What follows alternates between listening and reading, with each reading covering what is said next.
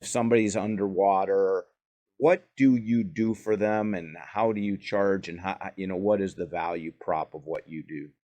Value proposition is really easy. Um, I'm the guy that shows homeowners that foreclosure should never be an option. Foreclosure should never be an option when you're in distress.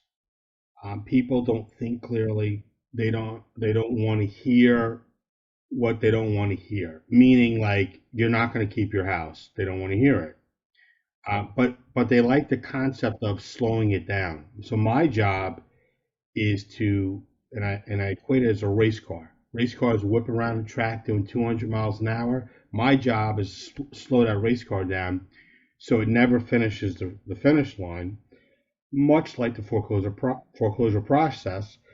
So we try to slow the car down to about 10, 15 miles an hour. Cruising around the track, real estate recovery group comes in and we work with the lenders, liens that may be on the property, do what we can to settle everything out and sell the property for less than what's actually owed on the house and make it a win-win situation. Seller does not pay for our services. The buyer pays for our services, so they know that if they're paying us, we're doing the right job for them, but we're also doing the right job for the seller to get them out of the situation that they're in. The way this thing works, the marriage is magical if it's followed properly.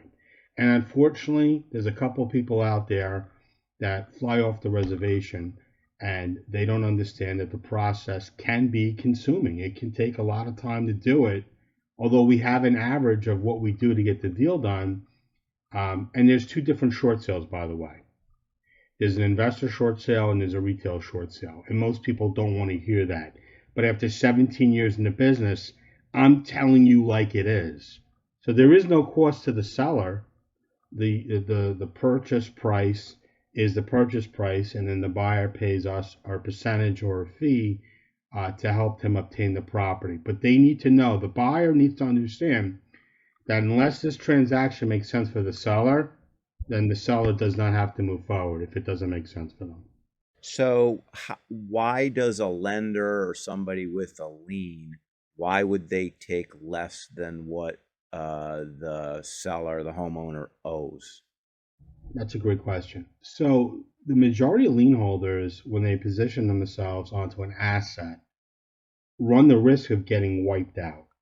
And when they run the risk of getting wiped out, the sound of something versus nothing makes more sense to them than anything else. Now, is there a guarantee? Absolutely not.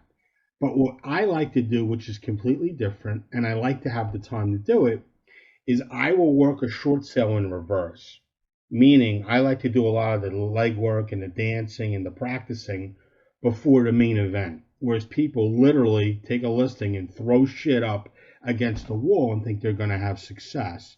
We're at a very high success rate of what we do in the finished product because we understand the rules, regulations, and guidelines, which incidentally is the name of my company, Real Estate Recovery Group, which stands for rules, regulations, and guidelines. And that's what I put into place because it's not a fire drill. This isn't something where I want to go out there and go, hey, let's see if we can make something out of this.